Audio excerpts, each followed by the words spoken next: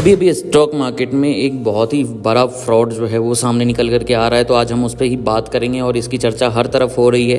तो सबसे पहले बात हम करते हैं कि मुंबई की जो स्पेशल कोर्ट है उसने ये ऑर्डर दिया है कि एफआईआर लॉन्च यहाँ पे किया जाए। और ये किसके अगेंस्ट है? तो ये है माधवीपुरी बुच, हमारे जो सेबी के चेयरपर्सन यानी चेयरमैन रह चुके हैं। अभी अभी उनका जो है वो टाइम ख़त्म हुआ है और इनके अगेंस्ट जो है मुंबई कोर्ट ने ऑर्डर दिया है कि भाई साहब इसके अगेंस्ट में एफआईआर करो और जांच स्टार्ट करो कि यहाँ पे कुछ चीज़ें जो है कोर्ट को एक डाउटफुल लगी है और कुछ चीज़ें मिली है उनको कि जिसके बेसिस पे उन्होंने बोला है कि ठीक है इसमें जो है एक मतलब अच्छे से इसकी जांच होनी चाहिए। तो इसमें जो चीज़ें समझ में आ रही है और जो चीज़ें निकल के आ रही है उस पर लेकर के आज हम इस वीडियो में डिस्कस करेंगे। तो सबसे पहले देखते हैं कि यहाँ पे जो है special anti corruption court in Mumbai has order the registration of FIR. यहाँ पे जो स्पेशल कोर्ट है, करप्शन कोर्ट है, उसने ये क्लियर बोला है कि भैया आप तो एफआईआर लॉन्च कीजिए against top officials of the security and exchange board of India. जो इसमें जो टॉप ऑफिशियल में क्या मतलब, अब चेयरमैन है भाई साहब, चेयरमैन के अगेंस्ट में आपको क्लियर बोला गया है कि आपको एफआईआर यहाँ पे लॉन्च करना है, इंक्लूडिंग फॉर्मर सेबी चेयरपर्सन। कौन है अपने फॉर्मर सेबी चेयरपर्सन? तो यहाँ पे सीधा सीधा वहाँ पे नाम आ रहा है Madhabi Puri Buch. In a case related to alleged stock market fraud and regulatory violations. यहाँ पे कुछ चीज़ें ऐसी निकल के आई है कि यहाँ पे स्टॉक मार्केट में फ्रॉड किया गया है, कुछ वायलेशंस किए गए हैं रूल्स एंड रेगुलेशंस को लेकर के, जिसको उन्होंने प्रॉपर तरीके से फुलफिल नहीं किया और अपने फ़ायदे के लिए उसको इस्तेमाल किया है।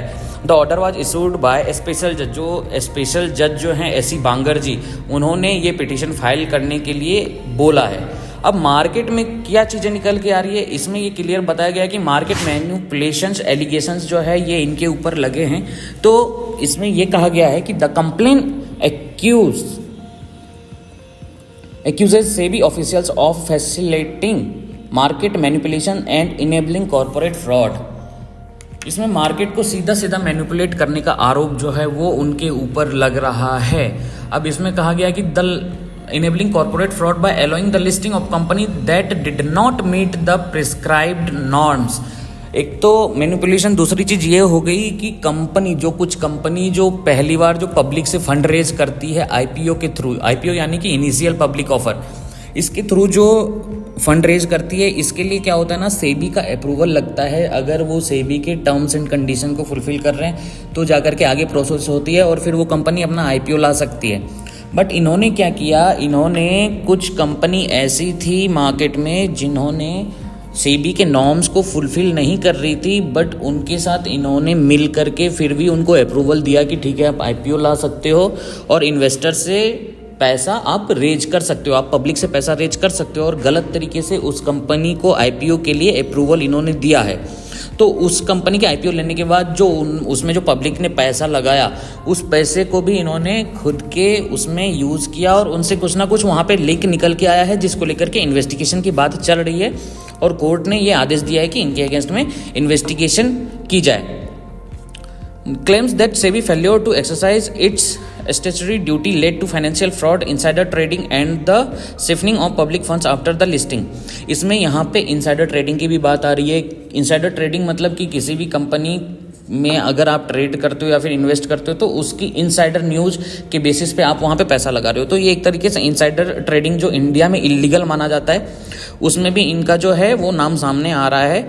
दूसरी चीज़ shifting of public funds after the listing के बाद जो है वो जो पैसा आता है कंपनी के पास, उनके साथ भी इनका कुछ वो लिंक निकल के आ रहा है, जिसको लेकर के बॉम्बे कोर्ट जो है, मुंबई की जो कोर्ट है, स्पेशल कोर्ट है, उसने ये आदेश दिया है। अब additionally the Bombay stock exchange was also इम्प्लिकेटेड in the allegations. इसमें और भी लोगों के नाम आ सकते हैं, तो उसको लेकर के अभी जो है और भी लोगों के नाम सामने नहीं आए हैं, तो उनको लेकर के भी क्या चीज़ें निकल के आती हैं वो भी हम देखेंगे। अब जुडिशियल फाइंडिंग्स में क्या बोला गया है कि after reviewing the complaint and supporting documents, जज Bangar found prima facie evidence of regulatory lapses and collusion warranting a detailed investigation. इसमें कुछ जो डॉक्यूमेंट्स सबमिट किए गए थे जज के पास, जज जो है हमारे बांगर जी जो है उनके सामने जो पेश किए गए थे डॉक्यूमेंट्स, उसमें कुछ ना कुछ लूफॉल मिला है उनको, जिसके बेसिस पे उन्होंने ये आदेश दिया है कि इसमें जो है एक डिटेल्ड इन्वेस्टिगेशन होना चाहिए। अब उसके रीज़न क्या हैं अब consequently the anti corruption bureau ACB Mumbai को जो है ये केस जो है ये ट्रांसफ़र किया गया है डायरेक्ट टू, और उनको बोला गया कि direct to registered an FIR under relevant provisions of the Indian penal code, the prevention of corruption act and the SEBI act. इन दोनों एक्ट के बेसिस पे उनके अगेंस्ट में FIR दर्ज किया जाएगा। अब इसकी ज़रूरत क्या है? Recognition the gravity of the allegations. Judge Bangar mandated the ACB to conduct an investigation and submit a status report within 30 days। 30 दिन के अंदर जो है उन्होंने ACB को बोला है कि इस पे जो है डिटेल रिपोर्ट बना करके उनको सबमिट किया जाए, और उनके जांच के आदेश दे दिए गए हैं। अब कोर्ट का ये कहना है कि ये जरूरी क्यों है? जरूरी क्यों है? The ACB to conduct an investigation and submit a status within 30 days। The court stated that judicial intervention necessary due to SEBI inaction and the potential impact on investor confidence. तो सिंपल सी बात है, देखिए सेबी को क्यों बनाया गया था, सेबी का जो गठन किया गया था उसमें ये बोला गया है कि सेबी चीज़ें, एक्चुअली सेबी का काम क्या है? सेबी का काम ये है कि स्टॉक मार्केट में कोई भी अगर गलत तरीके से कुछ भी कर रहा है, आपने सुना होगा कि इसके अगेंस्ट में ये पेनल्टी लगी है, वहाँ पे ये पेनल्टी लगाई गई है सेबी की तरफ से। सेबी क्या करती है? मार्केट में कोई भी चीज़ें जो इलीगल तरीके से होती है उसके अगेंस्ट में सेबी एक्शन लेती है, क्योंकि इन्वेस्टर और ट्रेडर को एक भरोसा होता है कि अगर मेरे साथ गलत हुआ है तो सेबी वहाँ पे है जो मेरी चीज़ों को सुनेगा। बट अगर सेबी के ही हायर ऑफिशियल्स अगर चीज़ें गलत तरीके से करे या फिर गलत चीज़ों में इन्वॉल्व हो, मैनिपुलेशन में इन्वॉल्व हो, इनसाइडर ट्रेडिंग में इन्वॉल्व हो, तो वहाँ पे क्या होता है? वहाँ पे इन्वेस्टर और ट्रेडर का जो है वो सेबी के ऊपर से भरोसा उठ जाएगा, और ये चीज़ें हैं मार्केट के लिए बहुत ही ज़्यादा निगेटिव है।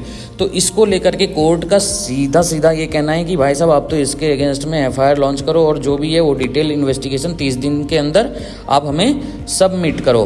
अब क्या होता है? अब इनका तो हो गया है टाइम खत्म, ठीक है।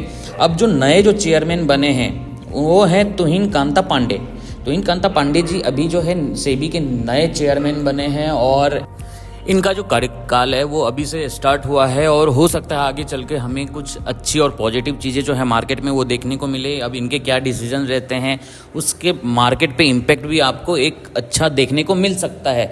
अब जो भी चीज़ें रहेंगी इससे रिलेटेड जो भी अपडेट्स रहेंगे वो हम आपको देते रहेंगे। तो ट्रेड विज़न को आप सब्सक्राइब करें, वीडियो को ज़्यादा से ज़्यादा शेयर करें, कमेंट्स करें, लाइक करें। आपको मार्केट से रिलेटेड सारे अपडेट्स यहाँ पे मिलते रहेंगे।